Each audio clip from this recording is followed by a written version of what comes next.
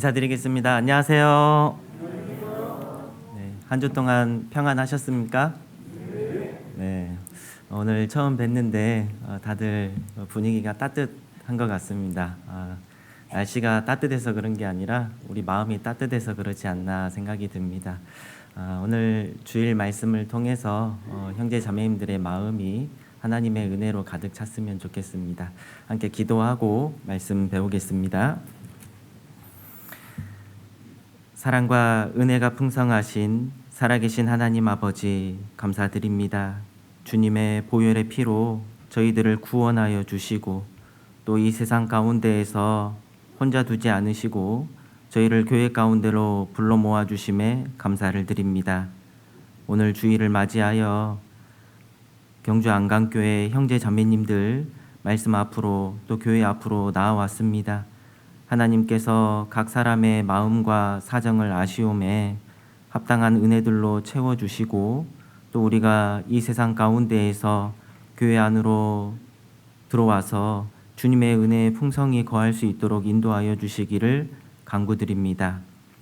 이 세상은 날로 어두워지고 악해져 가고 있습니다. 우리의 마음을 하나님께로 초점을 두고 거룩한 삶 가운데에서 복음을 전하는 그리스도인이 될 수 있도록 인도하여 주시기를 간구드립니다. 혹여 우리 가운데 육신의 연약함이나 마음의 연약함으로 병 중에 있거나 시험 중에 있거나 어려움 중에 있는 분들 하나님께서 낙심치 않도록 붙잡아 주시고 또 인도하여 주시기를 간구드립니다. 담임 목사님을 중심으로 교회 성도님들이 하나가 되어서 복음을 전하고 또 교회를 세우는 데 힘쓸 수 있도록 인도하여 주시옵소서. 오늘 모든 말씀과 또 교제의 시종을 주님께 의탁드립니다. 예수님 이름으로 기도드렸습니다. 아멘. 네, 성경 찾아보겠습니다. 역대상 5장입니다.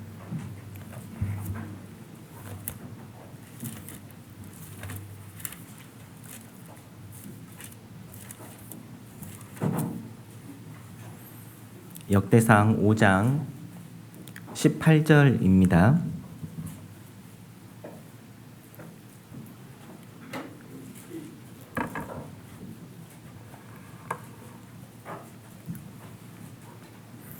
구약성경 616페이지에 있습니다. 역대상 5장 18절부터 20절까지입니다. 찾으셨으면 함께 읽어보겠습니다. 르우벤 자손과 갓 사람과 므낫세 반 지파에 나가 싸울 만한 용사 곧 능히 방패와 칼을 들며 활을 당기어 싸움에 익숙한 자가 44,760이니라. 저희가 하갈 사람과 여두루와 나비스와 노답과 싸우는 중에 도우심을 입었으므로 하갈 사람과 그 함께한 자들이 다 저희 손에 패하였으니 이는 저희가 싸울 때 하나님께 의뢰하고 부르짖음을 하나님이 들으셨음이라. 네, 오늘 익숙한 자라는 주제로 말씀을 좀 묵상해 보겠습니다. 예전에요, 어떤 자매님이 잠을 자고 딱 일어났다고 합니다. 그런데 옆에 웬 낯선 남자가 누워 있다고 합니다. 누굴까요? 남편이었습니다. 교회 안에서 중매로 이제 만나가지고 결혼을 하다 보니까 서로 잘 알고 결혼해요. 좀 모르는 게 많이 결혼해요. 모르는 게 많이 이씨 결혼을 합니다. 뭔가 좀 같이 자고 먹고 생활하는 것이 익숙하지 않겠죠. 살다 보면 우리가 익숙치 않은 일들은 참 많이 있는 것 같습니다. 제가 이제 천안에 온 지 몇 년이 되었는데 처음에 왔을 때 얼굴들이 익숙치 않고 이름도 익숙치 않았는데요. 시간이 지나다 보니까 얼굴도 익숙해지고 이름도 익숙해지고 그리고 또 신방을 가거나 각종 모임을 갈 때에 그 집이 또 익숙해지는 것 같습니다. 처음 가는 집을 찾아간다면 어떻습니까? 요즘에는 아파트 지하 주차장도 미로처럼 만들어 놔가지고 찾아가는데 그 집을 찾아가는데 몇 분씩 이렇게 허비하는 경우도 있었습니다.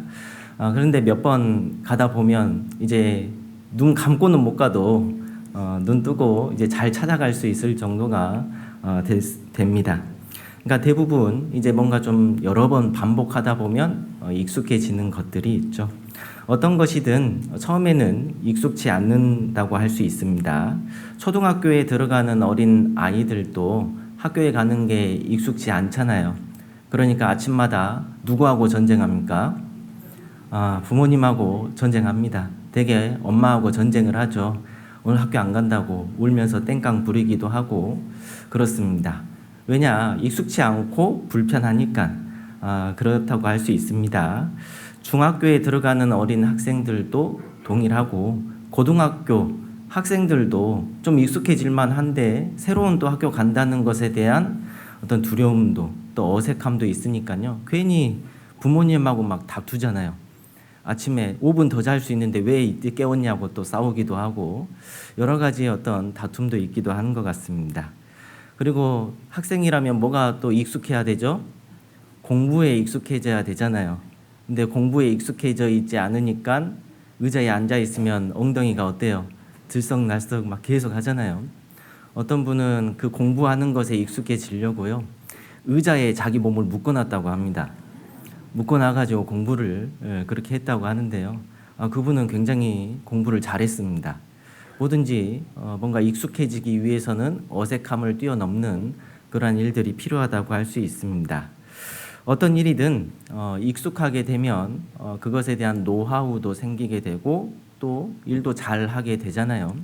회사에 취직한 사람도 처음에는 익숙하지 않으니까 혼나면서 일을 배우지 않습니까?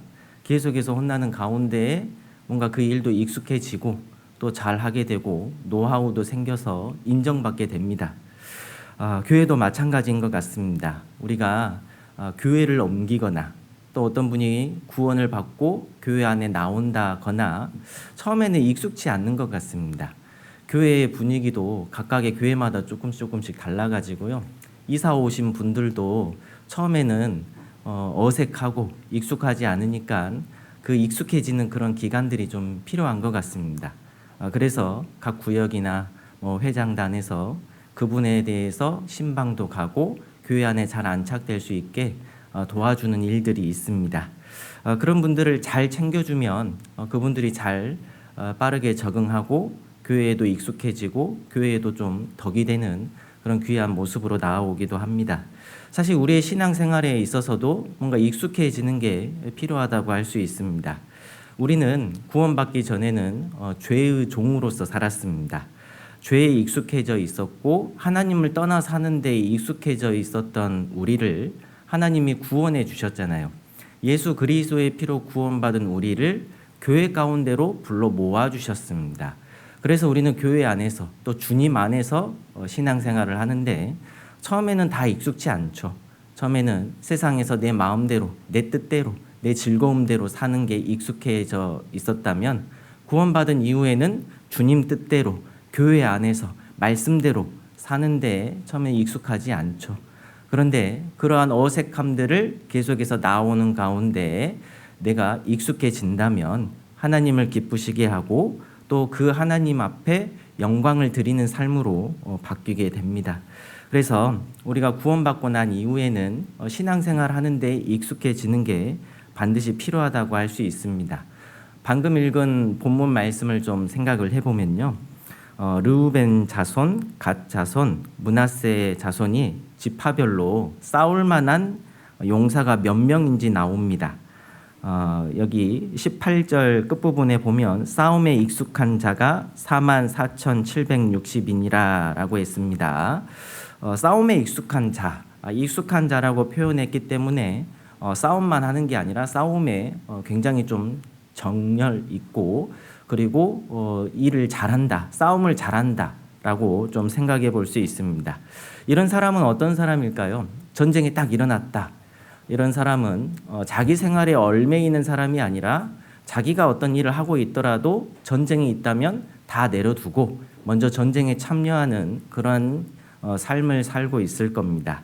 하나님은 이스라엘 백성을 광야에서 40년 동안 훈련시키셨습니다. 말씀에 순종하는 데 익숙하게 만들고 하나님을 의지하는 데 익숙하게 만들었습니다. 그리고 전쟁에 익숙한 사람이 되도록 훈련하셨습니다. 전쟁하는 데 있어서 절대적으로 필요한 것은 훈련이라고 할 수 있습니다. 어떤 사람은 훈련받을 때 흘렸던 그 땀방울 하나가 실제 전쟁의 피 한 방울이다 이렇게 말하기도 합니다. 그래서 어떤 훈련하는 것 이게 참 중요하다고 할 수 있습니다. 이스라엘은 광야에서 훈련받을 뿐만 아니라 이 가나안 땅에 들어가서도 훈련을 받았고 계속해서 전쟁이 있었습니다. 광야 40년 생활만 전쟁이 있었던 게 아닌 겁니다.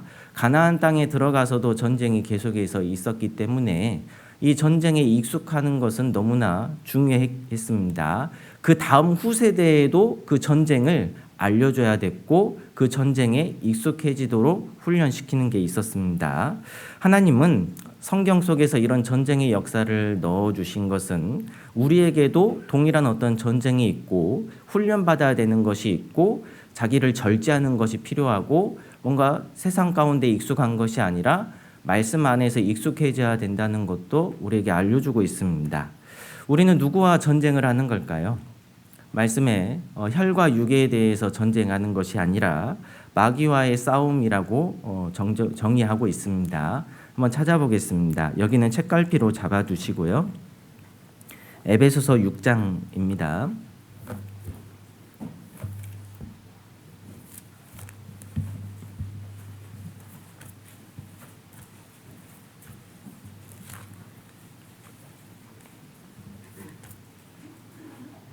에베소서 6장 10절 말씀입니다.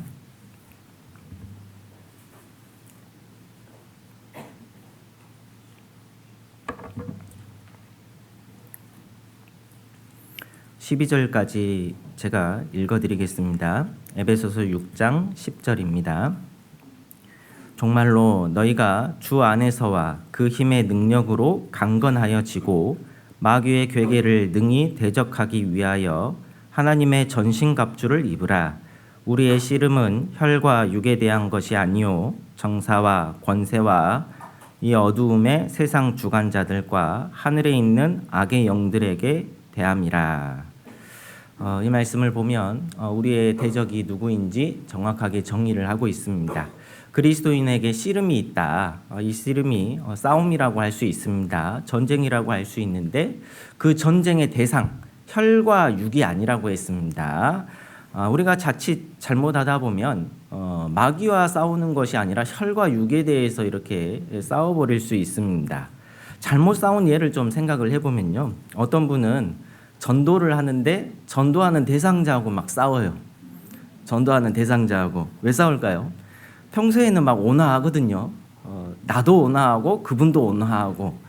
그런데 전도만 하다 보면 괜히 둘이 예민해집니다. 전도하려는 나도 예민하고 상대방도 마귀가 까불리는 게 있어가지고요. 막 예민해집니다. 괜시리 아침에 출근하고 있는데 자동차 사고 나가지고 예민해져 있고, 근데 나는 또 오늘 전도 집회 가자고 말해야 되고 안 가 이렇게 하면 약속해놓고 안 가냐고 이제 둘이서 막 이제 다투기도 하는 그러한 상황에 처하기도 합니다. 우리가 자칫 잘못하다면 전도 대상자하고 이렇게 싸우기도 합니다. 그런데 또 어떤 분은 전도하는데 자기 자신하고 막 싸우는 경우도 있습니다. 전도하는데 자기 자신이 뭔가 잘못한 것 같고 전도했는데 잘 안 되는 거죠. 그래서 내가 하면 그렇지, 난 뭘 해도 안 되는 사람이야. 칼로 자기 자신을 자책하고 막 칼로 찌르듯이 하는 사람들도 있습니다. 전도를 했을 때 한 번에 일주일 동안 착 나오면 그분은 대단한 분인 겁니다. 근데 요즘에 그런 분들이 참 많지가 않습니다. 여러 번 말씀 앞으로 한 번 나오다가 한 번 통으로 한 번 들어보고, 그러니까 우리가 사실 한 번 전도해서 하루 나왔다가 안 나오는 거면 어떻게 생각하십니까? 전도에 실패했습니까? 아니면 성공한 겁니까? 어떤 분은 이제 한 번 나와서 안 나왔다. 내가 하면 그렇지. 자기 자신을 비하하고 자기 자신을 칼로 찌르고 어떤 마귀와의 싸움을 해야 되는데 자기 자신한테 막 칼을 막 쿡쿡 찌르는 거예요. 그래서 자기가 낙심해 버리는 그러한 경우도 있습니다. 사실 이런 모습은 마귀가 아주 좋아하는 모습이라고 할 수 있습니다.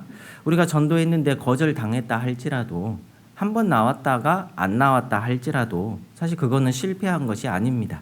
그 속에서 말씀이 어떻게 역사할지, 또 내 말이 어떻게 생각하게 될지 그건 아무도 모르는 것이잖아요. 어떤 사람은 수십 년 전에 누가 전도했던 그 말이 수십 년 후에 다른 사람이 전도할 때 그것이 떠올라서 교회에 나오는 분들도 있습니다. 그러니까 내가 던진 그 전도의 말이 어떻게 역사가 될지 아무도 모르는 겁니다.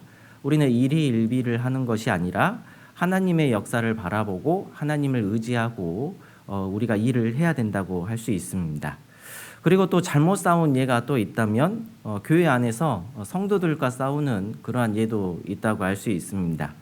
우리가 자칫 잘못하다 보면 마귀에게 겨눠야 할 칼을 우리 내부에 겨눠가지고 형제 자매에게 칼을 막 들이대는 그러한 상황들에 처하기도 합니다. 이런 모습은 물론 마귀가 좋아하는 모습이라고 할 수 있습니다. 내 마음에 항상 맞는 사람만 있는 게 아니잖아요. 집에 있는 내 아내, 남편도 내 마음에 맞습니까? 안 맞습니까? 획 다를 때가 많이 있잖아요. 교회 안에서도 내 마음과 획 다를 때가요 있는 겁니다. 그런데 그때 이제 칼을 꺼내 가지고 막 겨눠버리면 이제 마귀가 좋아하는 어떤 모습이 될 수 있다고 할 수 있습니다. 하나님께서는 우리를 구원해 주셨습니다. 전쟁을 하기를 원하는데 잘못 대상을 정할 것이 아니라 대상자는 마귀라고 할 수 있습니다. 마귀와의 싸움에 이기기를 원하신다고 할 수 있습니다. 아가서 1장 9절 말씀에는 내 사랑아 내가 너를 바로의 병거의 준마에 비하였구나 라는 말씀이 있습니다. 여러분 그때 당시에 애굽은 가장 강대국이었잖아요. 바로가 왕이었는데 왕이 모는 그 준마 말이라고 한다면 가장 상등품, 가장 좋은 말, 가장 훈련이 잘된 말을 사용할 겁니다. 하나님은 그리스도인을 그 말에 비해서 설명하고 있는 겁니다. 그렇다면 우리는 오합지졸인 병사인 겁니까? 아니면 훌륭한 병사입니까? 훌륭한 병사라고 할 수 있습니다. 하나님은 우리를 훌륭한 병사로서 훌륭한 전쟁에 능한 사람으로서 사용하고 싶다라고 할 수 있습니다. 그러면 우리가 뭔가 훈련을 받고 익숙해지는 그러한 일들이 있어야 되는데 무엇에 좀 익숙해져야 될까 좀 몇 가지 생각해 보겠습니다. 첫 번째는 우리가 말씀에 익숙한 사람이 되어야 합니다. 17절 말씀 보겠습니다. 에베소서 6장 17절입니다.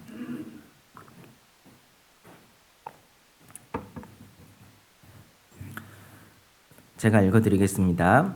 구원의 투구와 성령의 검, 곧 하나님의 말씀을 가지라. 여기 보면 우리는 혈과 육의 싸우는 것이 아니라 마귀와의 싸움인데 어떤 무기를 가져야 되냐, 이게 참 중요한 것 같습니다. 말씀의 검, 하나님의 말씀을 가지라. 성령의 검이라고 했습니다. 성령의 검, 곧 하나님의 말씀을 가지라.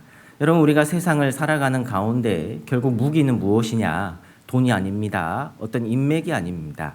하나님의 말씀이라고 할 수 있습니다. 우리가 무기를 제대로 가지고 있지 않으면 싸움을 제대로 할 수가 없을 겁니다. 오늘 본문 말씀에 싸움에 익숙한 자라고 나와 있었습니다. 구약 성경의 여러 인물들을 살펴보면요, 이 말씀, 성령의 검, 곧 하나님의 말씀을 가지고 싸운 인물들이 참 많이 나옵니다. 어떤 세상의 검, 세상적인 방법이 아니라 하나님이 주신 어떤 무기들을 가지고 싸운 인물들이 잘 나오잖아요. 구체적으로 모세는 이 하나님의 부르심을 받고 애굽에 나아갈 때에 세상의 검이 아니라 하나님이 주신 그 지팡이를 가지고 애굽에 나아갔습니다. 하나님의 능력이 나타난 것이 지팡이를 통해서 나타났잖아요. 그러니까 그 지팡이를 무기 삼아서 나아간 겁니다.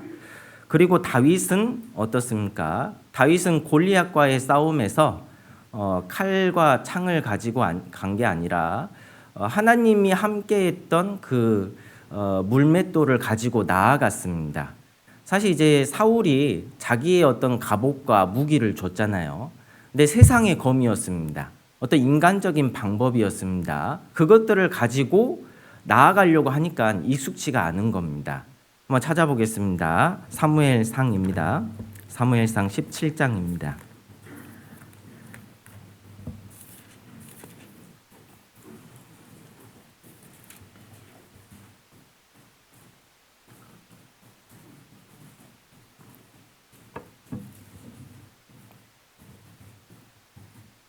사무엘상 17장 34절입니다.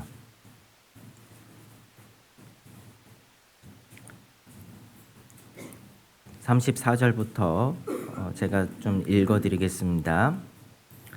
구약성경 437페이지에 있습니다.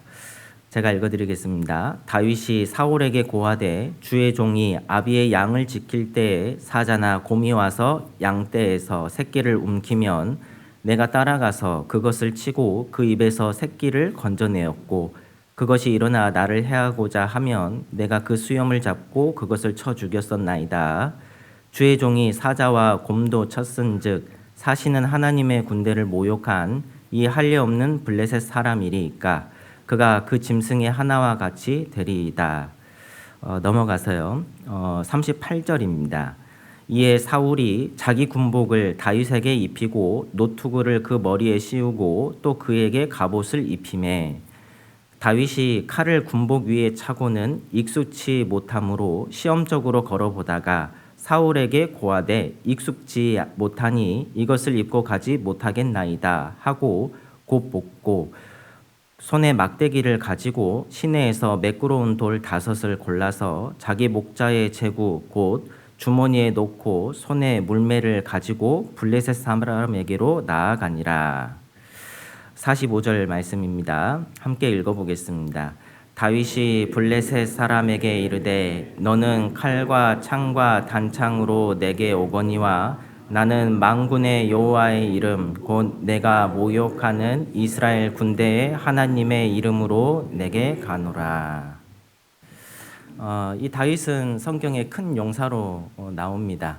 이 다윗이 이 골리앗과의 싸움 속에서 나아가는데 사울이 자기가 입고 있었던 갑옷과 칼을 이제 입혀줍니다. 그거 생각해 보면 왕이 입은 갑옷과 칼은 어떻습니까?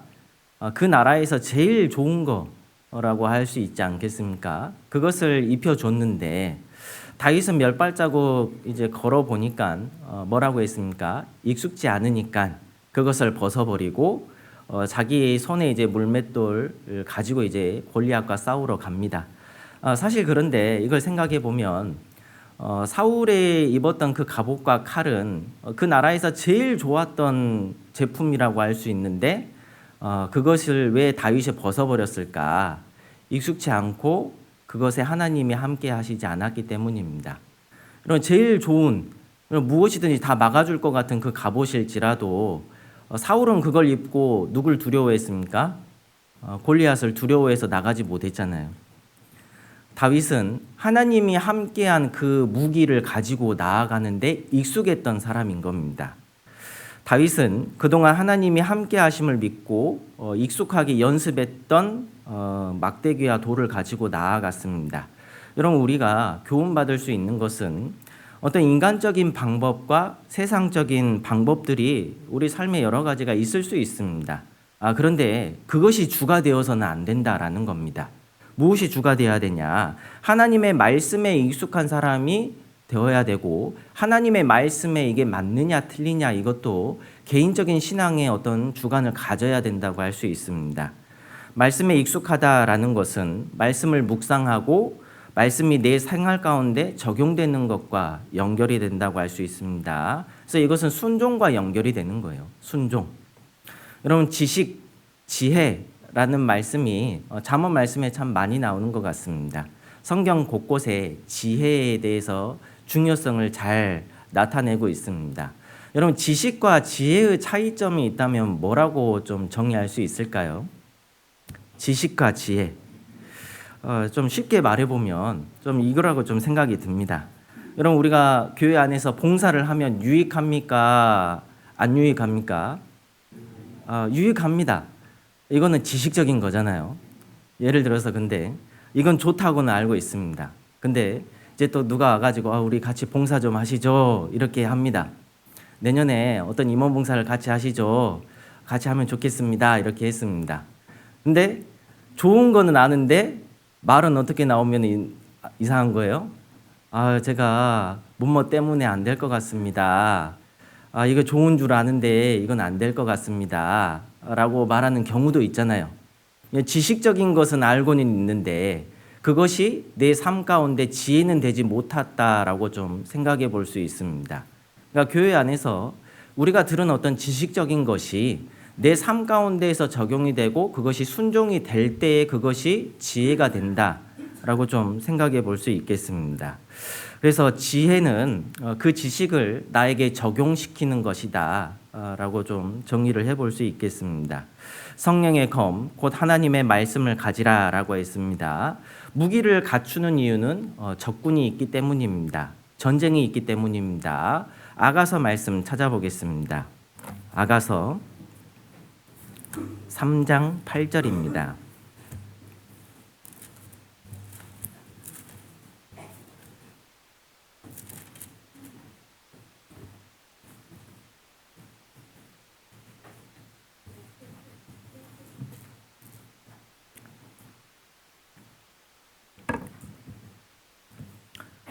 제가 6절부터 읽어드리겠습니다.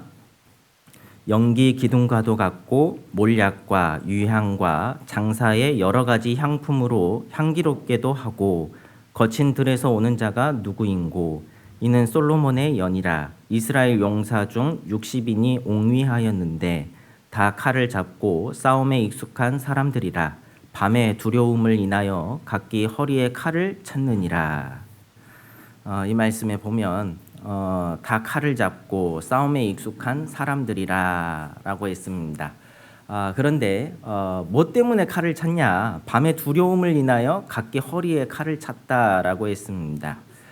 그래서 우리가 밤의 두려움 때문에 칼을 차는 것이 필요하다라고 할 수 있습니다. 여러분, 밤이 되면 뭐 때문에 제일로 힘들죠? 앞이 보이지 않기 때문에 제일로 힘들지 않습니까? 마치 우리의 인생이 그렇다고 할 수 있습니다. 우리는 내일일을 알지 못합니다. 내일일 뿐만 아니라 1시간 후, 30분 후의 일이 어떤 일이 일어날지 알지 못합니다. 어떤 사람이 30분 후에 자기가 심장마비가 올 것을 알고 있다면 집에 갑니까? 응급실로 달려갑니까? 일단 응급실로 달려가가지고 보는 거잖아요. 심장마비 일으키면 바로 살려줄 의사 있는 곳으로. 근데 그걸 알지 못하기 때문에 우리는 생활을 자기 갈 길대로 이렇게 가는 겁니다. 우리가 신앙생활에 있어서도 밤의 두려움이라는 것이 항상 존재합니다. 근데 왜 말씀을 의지하는 것이 필요하냐? 우리가 성경을 배워보면 알 수 있습니다. 우리 전도집회 말씀을 들어보면 하나님은 전지전능하신 분으로 나타납니다.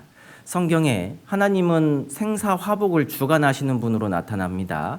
어제의 일뿐만 아니라 과거 시작이 어떻게 되었는지 알 뿐만 아니라 앞으로 어떤 일들이 일어날지도 성경을 통해 알려주십니다. 미래의 역사에 대해서 우리는 배웁니다. 마지막 시대에 대해서 배웁니다. 하나님은 알지 못하시는 것이 없습니다. 모든 것을 다 알고 계시는 그 하나님이 말씀을 통해서 우리 인생길에 빛을 비춰주시는 겁니다. 내 인생길에 주의 말씀은 내 발의 등이요라는 말씀이 있습니다. 내가 걸어가야 할 길이 무엇인지 비춰주는 것이 바로 말씀입니다. 그렇기 때문에 우리가 이 말씀을 검으로 사용해야 된다. 여기 보면 밤의 두려움을 인하여 각기 허리에 칼을 찼다라고 했습니다. 앞으로 내가 어떠한 상황이 처해질지 모르니 말씀 중심으로 살아가는 것이 하나님 앞에 내가 바르게 살아가는 모습이라고 할 수 있습니다. 여러분, 전쟁에 나갈 때 정말 중요한 게 무엇이냐? 전략과 무기가 중요하다고 할 수 있습니다. 전략과 무기. 나는 칼 갖고 갔는데 상대방이 총을 갖고 있어요. 그러면은 이깁니까? 집니까? 물론 총알이 없으면 내가 이길 수 있겠는데 웬만하면 총을 들고 있으면 내가 지잖아요. 총알이 있으면. 그러니까 그러한 것들도 필요하고 전략이라는 것도 필요하잖아요. 제가 이제 서점에 한 번씩 자주 가는데요. 서점에 가서 보면 뭐가 참 많이 있냐면 마흔에 있는 손자병법 뭐 이런 것들 책이 막 제목이 있더라고요. 과거에 했던 어떤 병법에 대해서 현재 나에게 적용할 수 있는 게 무엇이냐 이런 풀이해 놓은 그런 책들이 막 있습니다. 그런 것들을 보면 우리가 인생을 살아가는 데 있어서도 어떤 전략을 세우느냐 이것도 참 중요합니다.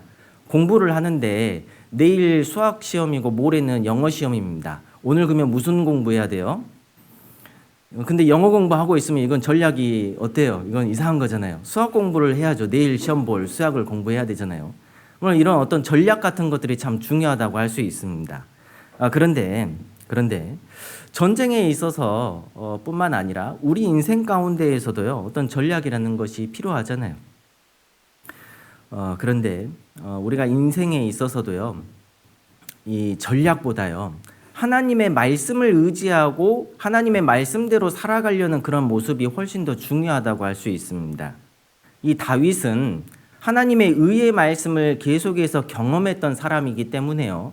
자신의 어떤 그 전쟁의 경험, 어떤 전략 이런 것보다 하나님의 말씀을 더 우선시했다는 걸 우리가 기억해야 됩니다. 성경 한번 찾아보겠습니다. 사무엘하 23장입니다.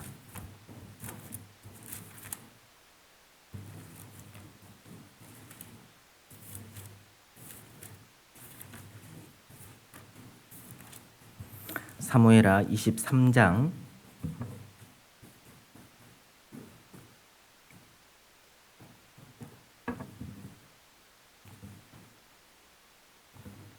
1절 2절 말씀입니다.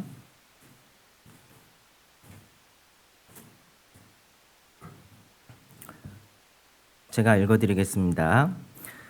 이는 다윗의 마지막 말이라. 이새의 아들 다윗이 말하며 높이 올리운 자 야곱의 하나님에게 기름 부음을 받은 자 이스라엘의 노래 잘하는 자가 말하도다. 여호와의 신이 나를 빙자하여 말씀하시며 그 말씀이 내 혀에 있도다. 여기 2절 말씀에요. 여호와의 신이 나를 빙자하여 말씀하시며 라고 되어 있습니다. 이것을 좀 어떻게 생각하면 되냐면 여호와의 신이 나의 안에서 말씀하시며, 그러니까 성령께서 내 속에서 나한테 말씀해 주신다라고 이해하시면 되겠습니다. 우리가요 말씀을 가까이 하면 어떤 상황이 딱 처해지잖아요. 그러면 그 말씀이 내 속에서 역사하는 것들이 있습니다. 그러니까 내가 죄를 짓는 어떤 환경에 가까워진다면 가까이 가지 말아야 된다는 어떤 그 마음의 외침이라는 것들이 있는 거잖아요. 우리 마음속에서 말씀이 묵상이 되도록 우리가 말씀을 익숙해져야 됩니다. 한 장 앞으로 넘어가서 사무엘하 22장 22절 말씀입니다. 21절부터 23절까지 제가 읽어드리겠습니다. 여호와께서 내 의를 따라 상 주시며 내 손의 깨끗함을 쫓아 갚으셨으니 이는 내가 여호와의 도를 지키고 악을 행하여 내 하나님을 떠나지 아니하였으며 그 모든 규례를 내 앞에 두고 그 율례를 버리지 아니하였음이로다. 여러분 이 말씀을 보면 다윗은 하나님을 떠나지 않았고 하나님의 말씀을 그 율례를 버리지 않았다. 그래서 그 입술이 말씀이 계속해서 있었다는 겁니다. 그러니까 그 속에서 빙자하여 말씀이요 내 안에서 주님이 말씀을 해주신다. 그래서 이 다윗은 많은 전쟁을 치렀잖아요. 많은 전쟁을 치렀는데 하나님께 항상 먼저 물어보고 전쟁을 하는 쪽으로 그 모습을 성경에 기록해 놓고 있습니다. 하나님은 이 다윗을 통해서 말씀에 익숙한 사람의 모습이 어떤 모습인지 우리에게 잘 알려준다고 할 수 있습니다. 우리가 말씀을 가까이 하면 그 말씀에 익숙한 사람이 되고 입에 말씀이 생깁니다. 그리고 감사가 생기게 되어 있고 감사가 입으로 나옵니다. 여러분 내 삶 가운데에서 말을 많이 하지 않습니까? 말을 많이 하는데 그 중에 감사의 말이 얼마나 됩니까? 이런 구원받은 그리스도인은 감사의 말이 넘치도록 해야 된다고 할 수 있습니다. 우리가 말씀을 마음속에 넣고 익숙하게 되면 하나님을 생각하게 되어 있고 하나님을 찬양하는 것들이 있는 거예요. 사실 다윗은 어려움이 많았습니까? 좋은 것이 많았습니까? 어려움이 참 많이 있었습니다. 근데 사무엘하 아까 23장 1절에 보면 기름 부음 받은 자라고 자기를 칭하면서 노래 잘하는 자가 말하도다 이렇게 말했습니다. 이런 인생에 어려움이 참 많았는데 왜 노래가 나올까요? 하나님께서 나와 함께하는 것을 알고 있었고 하나님의 도움이 있다는 것도 알고 있었기 때문에 찬양이 나오는 겁니다. 그 말씀대로 살려고 노력했기 때문에 하나님의 도우심을 항상 경험했던 겁니다. 주의 말씀은 내 발의 등이요 내 길의 빛이니이다 라는 그 말씀이 이 다윗의 삶 가운데 이루어져 있기 때문에 이 다윗은 찬양하는 삶이었고 감사하는 삶으로 나왔습니다. 하나님이 사람에게 특별히 노래할 수 있게 목소리를 주셨습니다. 물론 이제 노래를 못 하시는 분들도 있겠죠. 그런데 기본적으로 우리는 어떤 음을 가지고 하나님을 찬양하는 그러한 목소리를 가지고 있습니다. 되게 이제 어떤 동물들은 그 노래를 잘 못하잖아요. 새들이 이제 종종 이렇게 하기도 하지만 우리는 여러 종류의 어떤 찬양을 부를 수 있는 특별한 목소리를 가지고 있습니다. 우리가 어려울 때요, 힘들 때 하나님을 더욱더 찬양할 수 있어야 되고 감사의 말이 나올 수 있도록 해야 됩니다. 우리가 왜 어려움에 처하고 왜 불평불만이 나올까 생각을 해보면 우리 신앙을 성장시키기 위해서 어려움을 하나님은 분명히 허락하시는 분인 것 같습니다. 그런데 그 어려움 가운데 포인트를 뭘로 보느냐에 따라서 어떤 분은 불평을 하기도 하고 어떤 분은 감사와 찬양을 하기도 합니다. 그 하나님의 손길을 기억하고 하나님이 회복해 주실 것을 기억하고 바라보면서 감사의 말로 바꿀 수 있는 거예요. 어떤 분이 사업에 실패해서 있는 돈을 다 날려버렸습니다. 여기 안에서 감사할 수 있는 건 무엇일까요? 아이고, 제가 돈은 잃어버렸어도 건강은 안 잃어버렸네요. 어떤 감사의 말은요, 어느 상황 속에서나 나올 수 있는 겁니다. 그것을 하나님께 내어놓고 하나님의 도우심을 바라는 그러한 삶을 살 때 하나님이요, 더 우리를 귀하게 보실 거라 생각이 듭니다. 성경에 에스라를 살펴보면요, 이 에스라도 말씀에 익숙한 사람으로 나오거든요. 그런데 이 에스라를 하나님이 도와주시는 것들이 있었습니다. 에스라 7장 말씀 한번 찾아보겠습니다.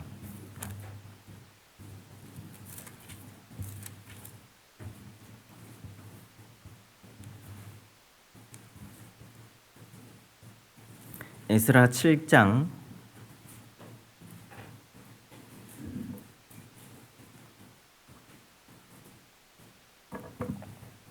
6절입니다.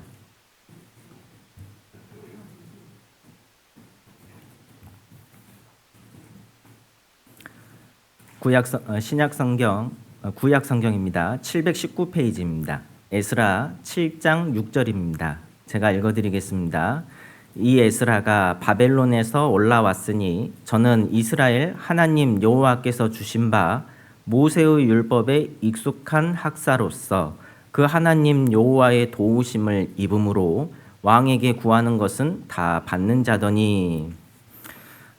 제가 이 말씀을 좀 읽을 때요, 보면 이제 이 에스라가 모세의 율법에 익숙한 학사로서라고 되어 있는데 그 중간에 그 하나님 여호와의 도우심을 입음으로라는 그 문장을 빼도 이 문장은 완성이 되거든요. 그러니까 저는 이스라엘 하나님 여호와의 주신 바 모세의 율법에 익숙한 학사로서 왕에게 구하는 것은 다 받는 자더니, 그냥 그렇게 문장을 완성해도 되거든요. 뭐 이해하는데 충분히 어렵지 않습니다. 그런데 중간에 하나님 여호와의 도우심을 입는다라고 넣어두신 이유가 있다고 생각이 듭니다. 여러분, 말씀에 익숙한 사람은 자기 생활을 바른 태도로 살아가는 게 있다는 겁니다. 그리고 하나님께서 그 사람의 삶 가운데 개입하시는 것이 분명히 존재한 겁니다. 하나님은 우리가 말씀을 가까이 하고 익숙하게 하고 말씀을 묵상하는 그 사람의 그 인생길을 도와주는 게 분명히 있는 겁니다. 그 사람의 삶에 깊이 개입해 주시는 것이 있는 거예요. 에스라는 말씀을 익숙하게 하고 하나님 중심의 삶, 교회 중심의 삶을 살았기 때문에 하나님이 그 에스라의 삶 가운데 더 깊이 개입해 주시는 것이 있었고 더 많은 축복과 은혜를 주시는 것이 있었다라고 할 수 있습니다. 여러분, 우리도 이와 같이 한다면 하나님의 은혜가 내 삶 가운데 더 풍성이 될 수 있고 하나님이 내 인생 가운데 더 깊이 개입해 주시는 것이 분명히 있을 겁니다. 그래서 우리가 말씀에 좀 익숙한 사람이 되도록 하면 좋겠습니다. 다음으로 넘어가서요, 우리가 익숙해져야 될 것이 또 있습니다. 무엇에 익숙해져야 되냐? 하나님을 의지하는데 익숙해야 됩니다. 성경 본문 말씀 찾아가 보겠습니다. 역대상 5장입니다. 역대상 5장 20절입니다. 아까 책갈피로 잡아두신 거 찾아가시면 빠르게 갈 수 있습니다. 20절 말씀을 제가 읽어드리겠습니다. 18절부터 다시 한번 읽어드리면, 르우벤 자손과 갓 사람과 므낫세 반 지파에 나가 싸울 만한 용사 곧 능히 방패와 칼을 들며 활을 당기어 싸움에 익숙한 자가 44,760이니라. 저희가 하갈 사람과 여두루와 나비스와 노답과 싸우는 중에 도우심을 입었으므로 하갈 사람과 그 함께한 자들이 다 저희 손에 패하였으니. 함께 읽어보겠습니다. 이는 저희가 싸울 때 하나님께 의뢰하고 부르짖음을 하나님이 들으셨음이라. 여러분, 이 르우벤 자손과 갓 사람과 므낫세 반 지파가 전쟁에서 승리한 진정한 이유는 뭘까요? 진짜 막 싸움에 익숙해서 이겼다. 물론 그것도 있다고 생각이 듭니다. 그런데 진짜 중요한 포인트는 뭐냐? 하나님께 의지하고 부르짖었다는 그 단어라고 할 수 있습니다. 그럼 내가 아무리 싸움을 잘해도 하나님이 도와주지 않으면 이길 수 없는 게 전쟁이라고 할 수 있습니다. 여러분, 우리 인생 가운데에서도 그렇습니다. 어두운 인생 가운데에서 내가 바르게 살기 위해서는 하나님이 도와주지 않으면 그럴 수 없다는 겁니다. 성경에서 이 부르짖음이라는 것을 기도하고 좀 연결시켜 볼 수 있습니다. 출애굽기 말씀에 보면 처음 시작이 어떻습니까? 이스라엘이 애굽에서 노예 생활을 하는데 너무 힘들었잖아요. 2장에 보면 이 이스라엘 백성이 이 노예의 삶이 너무 고달프고 힘드니까 하나님 저희 좀 살려주십시오. 그 2장 23절 말씀에 애굽에서 고욕하며 탄식하며 부르짖었다라고 되어 있습니다. 여러분, 하나님께서 애굽에서 이스라엘을 꺼내주는데 그냥 꺼내준 것이 아닙니다. 이스라엘 백성들이 하나님 저희 좀 살려주십시오. 저희 하나님 백성이라고 하지 않았습니까? 그 언약의 말씀을 좀 지켜주십시오. 어떤 그러한 그 간절한 부르짖음들이 하나님께 상달되었기 때문에 하나님이 모세를 보내시고 건져주신 겁니다. 그러니까 이 부르짖음은 하나님을 의지하는 것과도 연결이 되어 있고 기도하는 것과도 연결이 되어 있다고 할 수 있습니다. 우리도요, 구원받을 때를 생각해 보면 어떻습니까? 내가 그냥 죄인이라고만 생각해서 구원받을 수는 없잖아요. 나 죄인인데 지옥 안 가고 싶고 천국 가고 싶은 그 마음, 간절한 어떤 마음도 있고 원하는 마음이 있었기 때문에 하나님이 나를 구원해 주신 게 깨달아진 겁니다. 그러니까 하나님께서 일방적으로 내 마음을 구원시켜 주신 것이 아니라 준비된 내 마음을 보시고 구원해 주신 겁니다. 그러니까 모든 사람을 다 구원시켜 주신 건 맞지만 내 마음에 이 구원이라는 걸, 복음을 깨닫게 해주는 영역은 하나님께서 해주시는 영역도 있고 내가 해야 되는 영역도 있다는 겁니다. 내가 죄인이라는 것도 인정이 되고 구원받고 싶은 마음도 필요하다는 거예요. 그럴 때 그 복음이 내 속에서 역사해서 내가 천국 갈 수 있는 그 의인이 될 수 있다는 겁니다. 성경에서는 하나님께서 이 이스라엘을 건져줄 때요, 그냥 건져주는 게 없었습니다. 사사기 말씀만 읽어봐도요, 이스라엘은 분명 죄를 지었습니다. 죄를 지었기 때문에 징계가 있었는데 그 징계 속에서 가만히 있을 때 이제 건져준 것이 아닙니다. 이스라엘이 너무 힘드니까 자기 죄에 대해서 하나님께 내어놓고 하나님 제가 잘못했습니다. 저 좀 살려주십시오. 그 말이 있을 때 하나님이 사사를 보내가지고 건져주시는 것들이 있었던 겁니다. 그러니까 하나님은 이 사사기를 통해서도 우리에게 뭘 알려주고 있냐? 부르짖음에 대해서도 알려주고 있고 하나님을 의지하는 것도 알려주고 있습니다. 성경에 하나님을 의지하고 부르짖을 때 하나님의 어떤 응답이 있었고 구원이 있다는 걸 기억하셔야 됩니다. 여러분, 우리가 사실 인생을 살면서 여러 실타래 같은 것들을 만납니다. 때로는 풀기 쉬운 실타래도 있고 풀기 어려운 실타래도 있습니다. 저한테 자녀가 둘 있는데요. 첫째가 어느 날 학교에서 실뜨개를 배워가지고 왔더라고요. 실뜨개를 배워가지고 와서 저하고 한번 하자는 거예요. 아빠, 저하고 실뜨개 한번 해요. 그래서 이렇게 좀 해줬습니다. 그러니까 제가 좀 몇 판 져줬거든요. 그러니까 의기양양해 있어서 제가 좀 기 죽인다고 제가 또 이겼습니다. 그러더니 이제 시무룩해져가지고 자기 방에 혼자 가가지고 노는데 갑자기 저를 찾아오는 거예요. 찾아와가지고 아빠, 저 이거 실뜨개 좀 풀어주세요. 그러니까 자기가 놀고 있다가 이게 엉클어진 거예요. 그런데 엉클어졌을 때 바로 가져옵니까? 아니면 자기가 막 이래저래 막 하면서 더 꼬아갖고 옵니까? 대체적으로요, 더 꼬아가지고 막 오거든요. 가지고 보니까 이거 자르고 싶은데, 마음은 자르고 싶은데, 이거 풀어줘야 되겠더라고요. 그래서요, 제가 열심히 막 이제 풀어가지고 딱 줬습니다. 여러분, 하나님은 내가 풀지 못하는 어떤 그 실타래들이 있잖아요. 내가 풀려고 했다가 더 엉키고 엉켜놨던 그 실타래도 얼마든지 풀 수 있는 능력이 있는 겁니다. 그러니까 우리가 정말 누구를 의지해야 되냐, 나의 어떤 방법을 의지하는 것이 아니라 하나님께 의뢰하고 하나님께 부르짖으면서 여러 가지 상황을 헤쳐나가는 것이 필요하다라고 할 수 있습니다. 유대 아사왕을 보면요, 전쟁할 때 부르짖으니까 하나님이 도와주셨다라는 말씀들이 있습니다. 역대하 14장입니다.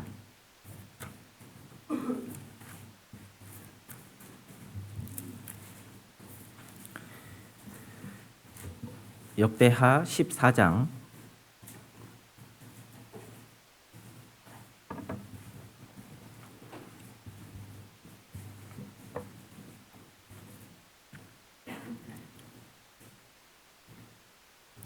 14장 9절부터 13절입니다. 제가 읽어드리겠습니다. 구스 사람 세라가 저희를 치료하여 군사 100만과 병거 300승을 거느리고 마레사에 이르매 아사가 마주 나아가서 마레사의 스바다 골짜기에 진치고 그 하나님 여호와께 부르짖어 가로되 여호와여 강한 자와 약한 자 사이에는 주밖에 도와줄 리가 없사오니 우리 하나님 여호와여 우리를 도우소서. 우리가 주를 의지하오며 주의 이름을 의탁하옵고 이 많은 무리를 치러 왔나이다. 여호와여 주는 우리 하나님이시오니 원컨대 사람으로 주를 이기지 못하게 하옵소서 하였더니 여호와께서 구스 사람을 아사와 유다 사람 앞에서 쳐서 패하게 하시니 구스 사람이 도망하는지라.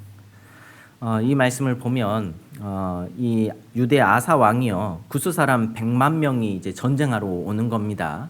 근데 이 자기 굴력을 보면 절대 이길 수 없는 싸움인 거예요. 여러분들이 만약 투자를 한다면 이기는 것에 투자하겠습니까? 지는 것에 투자하겠습니까? 당연히 이기는 쪽에 투자를 하는 게 분명하잖아요.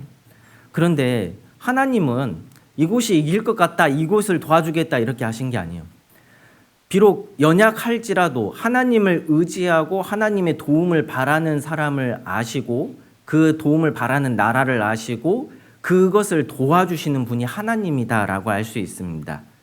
여러분, 어떤 그 간절한 기도는 하나님의 도우심을 이끌어낸다고 할 수 있습니다. 여러분, 우리에게 있는 전쟁은 무엇일까요? 우리에게 있는 전쟁, 전도하는 것이 전쟁이고 세상과의 구별되는 것이 전쟁이라고 할 수 있습니다. 교회 안에서 복음과 관련된 일들이 전쟁과도 연결이 된다고 할 수 있습니다. 봉사도 포함이 되겠죠. 그러니까 전도할 때 어떤 나의 지혜로 하려고 하는 것이 아니라 하나님께 의지하고 그 지혜를 펼치는 것도 필요하다고 할 수 있습니다. 물론 당연히 생각하고 계획하는 것이 너무너무 중요합니다. 아무 생각 없이 전도만 해서는 안 됩니다. 이 사람이 이렇게 했을 때 이렇게 내가 해야 되겠다라는 어떤 계획은 분명히 세워야 됩니다. 그러나 먼저 해야 될 것은 하나님을 의지하는 거예요. 나의 어떤 지혜로운 말이 아니라 하나님이 그 사람의 마음을 움직여줄 수 있는 그 기도를 먼저 해야 된다는 겁니다.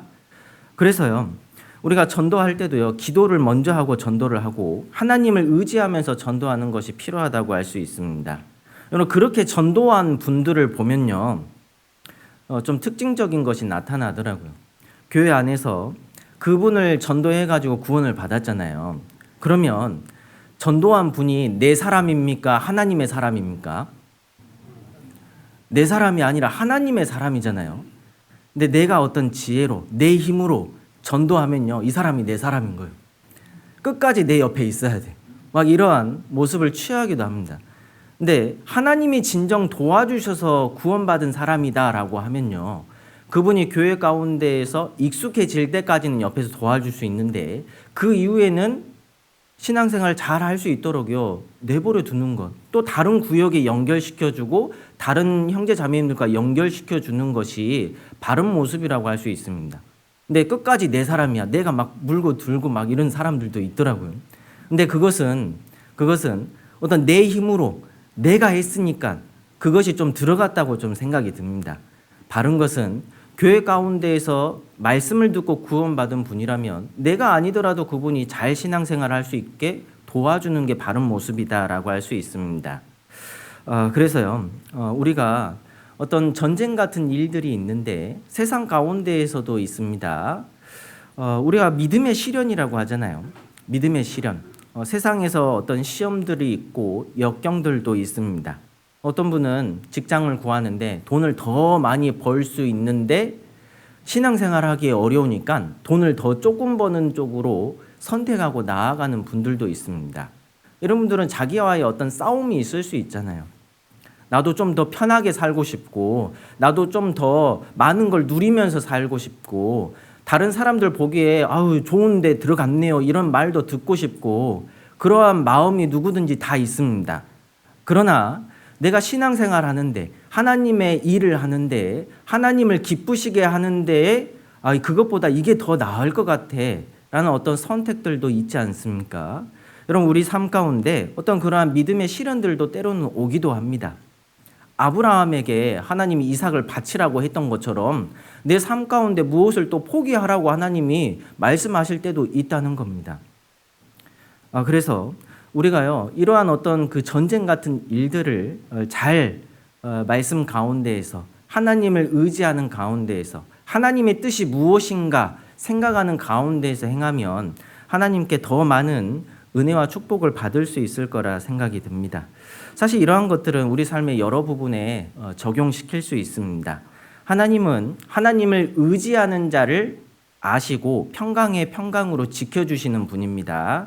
이사야 26장 말씀 찾아보겠습니다.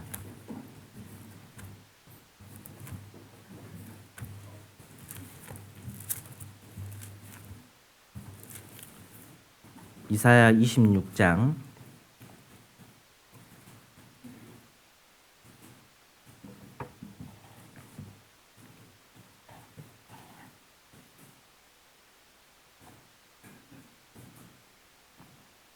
1절부터 4절까지입니다.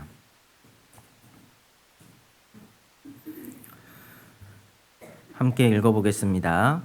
그날에 유다 땅에서 이 노래를 부르리라. 우리가 견고한 성읍이 있으리며 여호와께서 구원으로 성과 곽을 삼으시리로다. 너희는 문들을 열고 신을 지키는 의로운 나라로 들어오게 할지어다.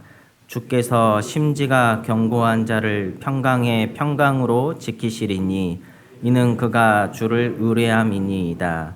너희는 여호와를 영원히 의뢰하라. 주 여호와는 영원한 반석이심이로다. 여기 보면 주께서 심지가 견고한 자를 평강의 평강으로 지켜주신다라고 했습니다. 사실 하나님을 의지하는 사람의 어떤 특징적인 것들이 있는데 다윗을 좀 생각해 보면 알 수 있습니다. 이 다윗은요, 여러 가지 어려움이 있을 때마다 어떤 사람을 의지하는 것이 아니라 하나님께 항상 나아가는 쪽을 선택했고 잠잠하는 쪽을 선택을 했습니다. 잠잠한 것. 이런 우리 삶 가운데 여러 가지 불평불만의 말이 막 올라올 수 있는 상황들이 언제든지 막 있잖아요. 내 속에는 항상 선한 것이 많습니까? 악한 것이 많습니까? 그래서 우리는 죄인으로 태어나서 악한 것이 많습니다. 그래서 어떤 상황을 딱 볼 때요, 긍정적인 것보다 부정적인 것들이 사실 더 많이 들어오거든요. 집에 있는 그 배우자를 봐도 그렇습니다. 부정적인 것들이 많이 보여요? 좋은 것들만 보여요? 꼭 생각이 나요. 꼭 그런 것들 보면요, 우리가 좋은 것들을 의식적으로 더 막 하려고 해야지 이게 좀 잘 되거든요. 그러니까 하나님은 이 다윗을 통해서 우리한테 뭔가 계속 알려준다고 했잖아요. 다윗은 여러 가지 어려운 상황 속에 있었지만 그 중심의 심지는 평강을 항상 가지고 있었습니다. 왜 가지고 있었을까? 하나님을 의뢰하는 삶을 항상 선택했기 때문이라고 할 수 있습니다. 시편 말씀 한번 찾아보겠습니다. 시편 62편입니다.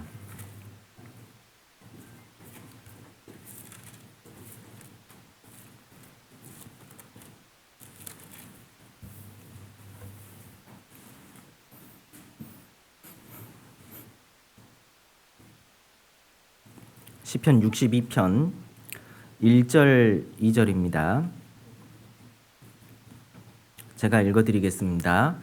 나의 영혼이 잠잠히 하나님만 바라며 나의 구원이 그에게서 나는도다. 오직 저만 나의 반석이시요 나의 구원이시요 나의 산성이시니 내가 크게 요동치 아니하리로다. 여러분 1절 말씀에 보면 이 다윗은 잠잠히 하나님만 바라며 이렇게 되어 있잖아요. 우리가 사실 신앙생활을 하는데 잠잠히 하나님만 바라보는 신앙생활, 이게 참 중요하다고 생각이 듭니다. 여러분 어떤 어려운 상황들이 나한테 딱 닥치잖아요. 어떤 분은요 엄청 막 들레시는 막 분들이 있습니다. 그게 개인적인 일이면 모르겠는데 교회 안에서 막 뭔가 좀 부딪히잖아요. 그러면 이제 그거를 막 크게 막 내시는 분들이 있습니다. 그러면 그 옆에 분들이요 신앙이 연약하거나 이런 분들은요 그걸 막 영향을 막 받거든요. 우리가 처음에는요 잠잠하는 게 필요한 겁니다. 왜 잠잠해야 되냐? 하나님이 무슨 뜻을 가지고 있는지 아무도 모르거든요. 하나님의 뜻을 한번 생각해 보는 시간들이 참 필요하다고 할 수 있습니다. 어떤 불편한 것이 들어오거나 어떠한 일들이 딱 닥치면 먼저는요 잠잠히 행하는 게 필요하다고 할 수 있습니다. 억울한 일이 생길 수도 있죠. 내가 하지 않은 일인데 내가 했다고 어떤 일이 막 퍼지거나 그럴 수도 있습니다. 어떠한 일이 나한테만 막 몰릴 수도 있습니다. 불평과 불만이 생길 수 있습니다. 그럼 불평과 불만이 있을 때 내 입에서 좋은 말이 나옵니까? 아니면 나쁜 말이 나옵니까? 나쁜 말이 나오거든요. 그래서 일단은 잠잠하는 것이 필요한 겁니다. 우리가 잠잠히 하나님만 바라는 어떤 신앙을 추구해야 되는데 싫고 나쁘고 잘못된 것을 말하면요 그 주변 분들이요 쉽게 영향을 받기 때문에 우리가 더 조심해야 됩니다. 말을 할 때 조심해야 되고 먼저는 심중에 하나님께 물어보는 거예요. 그리고 하나님께 위로받고 하나님께 풀어달라고 이야기를 하는 게 훨씬 더 유익하다고 할 수 있습니다. 제가 하는 방법인데요. 아무도 안 알려주는데 저는요 저한테 딱 억울한 일이 딱 닥치잖아요. 억울한 일이 닥치고 뭔가 어려운 일이 있고 이렇게 하잖아요. 그러면 하나님 제가 이때 이렇게 그냥 참았습니다. 저한테 좀 은혜 주십시오. 그런 기도를 하는 게요 훨씬 더 유익하더라고요. 여러분 어떤 칼럼에서 조사를 했습니다. 어떤 조사를 했냐면 당신한테 1억을 주겠습니다.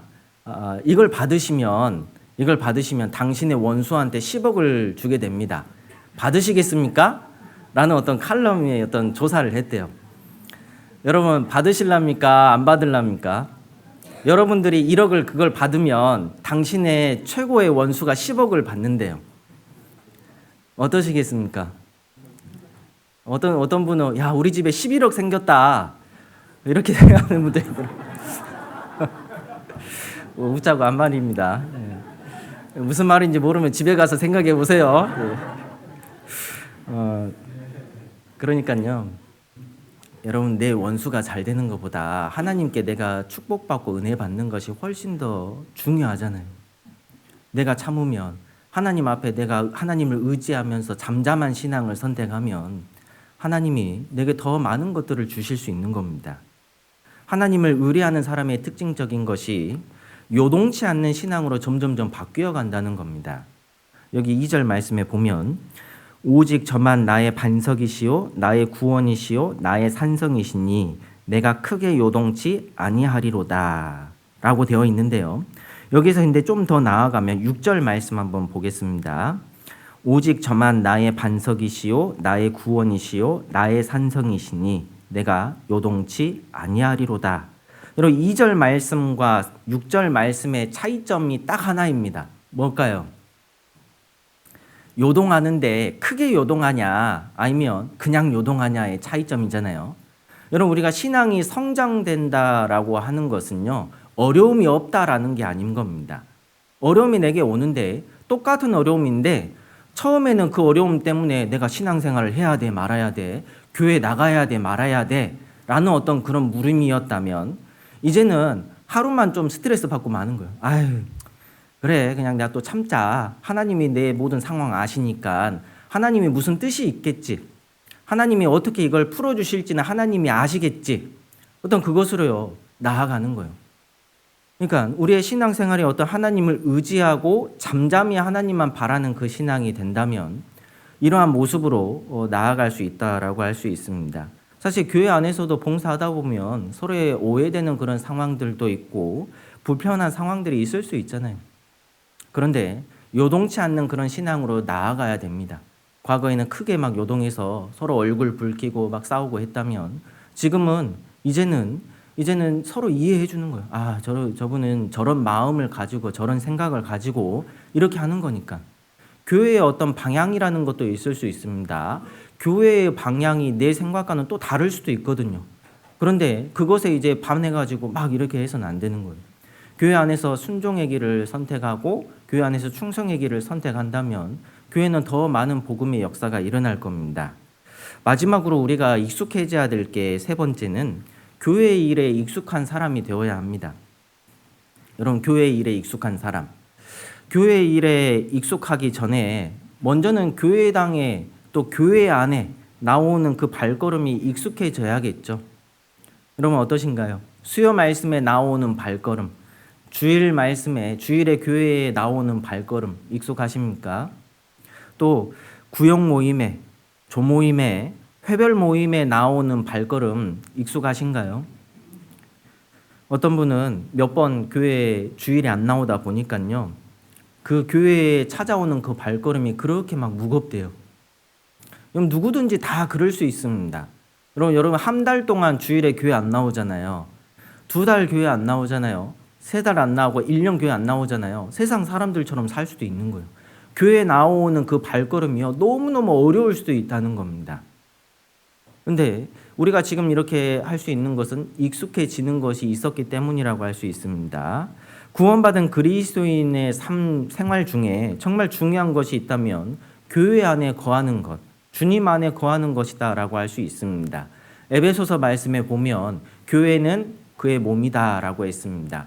그가 예수님이잖아요. 주님의 몸이 바로 교회라고 할 수 있습니다. 주님 안에, 교회 안에 내가 거하는 것 너무나 중요하다고 할 수 있습니다. 내가 구원받았다면 어려움이 있거나 나한테 환난이 있거나 어떤 고난이 있을지라도 하나님은 교회를 통해서 일하시고 교회를 통해서 내게 많은 은혜를 주신다는 걸 기억하고 교회 오나 발걸음은 항상 익숙하게 되어야 한다고 할 수 있습니다. 성경에 사무엘의 어머니가 한나잖아요.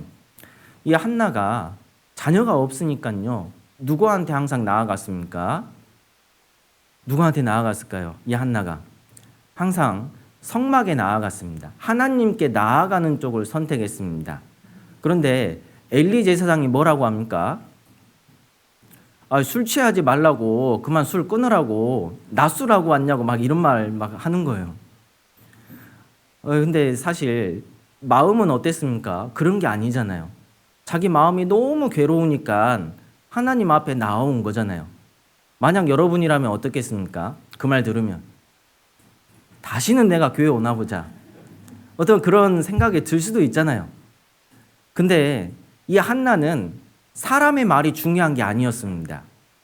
하나님 앞에 나온 쪽을 항상 선택했고 그 하나님께 은혜 받는 것을 항상 초점을 두고 있었기 때문에 여러 가지 어려운 상황들이 있어도, 누가 나를 오해하는 상황이 있어도 그게 중요하지 않았던 거예요. 그러니까 결국 하나님의 은혜와 축복을 받잖아요. 그러니까 우리가 교회 안에 있을 때요, 어떤 마음이 중요하냐, 하나님만 바라보는 그 신앙, 하나님이 내 삶 가운데 깊이 개입해 주시기를 원하는 신앙, 여러분 그게 정말 중요하다고 할 수 있습니다. 결국은 그 하나님 앞에 나오는 그 발걸음이 하나님이 주시는 축복과 연결이 된다고 할 수 있습니다. 성경에 이 발걸음이 익숙해져 있는데 그 다음에 나아가야 될 건 뭐냐, 교회 안에서 순종과 충성이라고 할 수 있습니다. 여러분 성경에 충성된 사람을 굉장히 귀하게 보잖아요.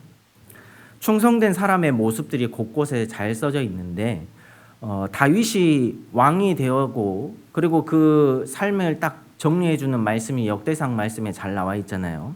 역대상 말씀에요. 다윗의 용사들 해가지고요 소개해 주는 그런 말씀들이 막 있습니다. 한번 찾아보면 역대상 11장 말씀입니다.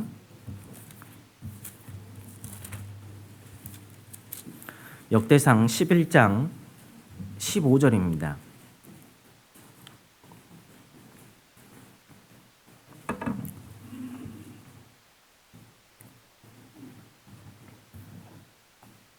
역대상 11장 15절 말씀입니다.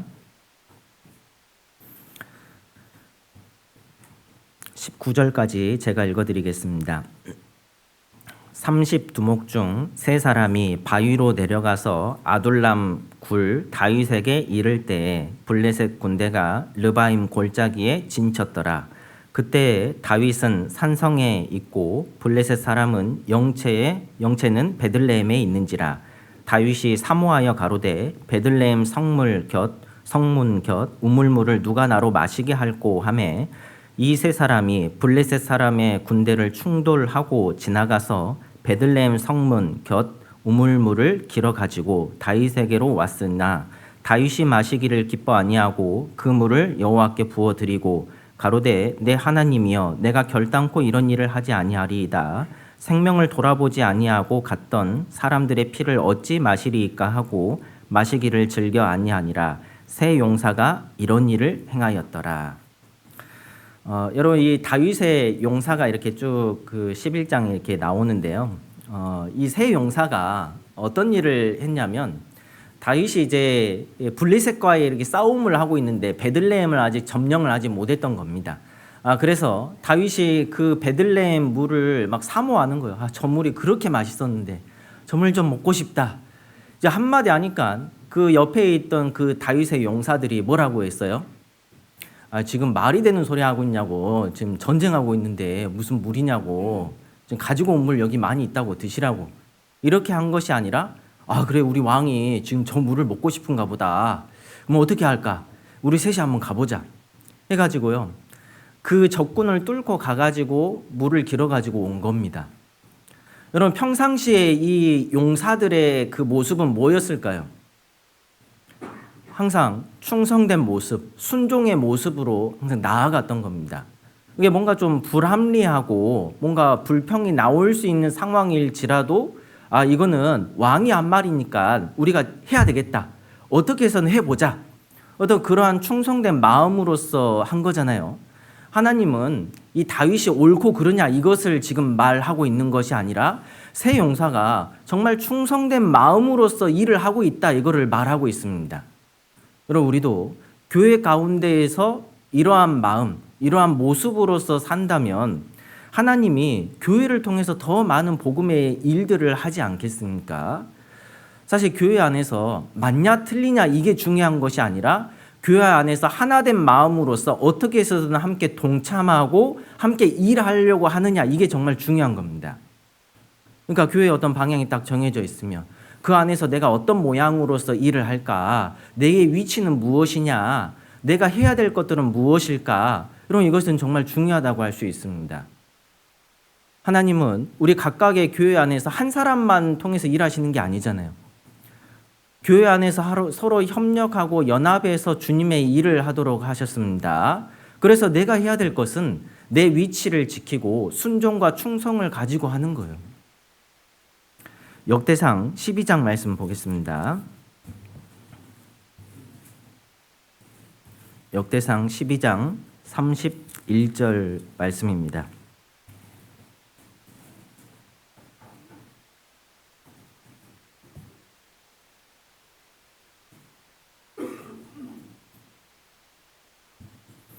(12장) 31절부터 33절까지 함께 읽어보겠습니다.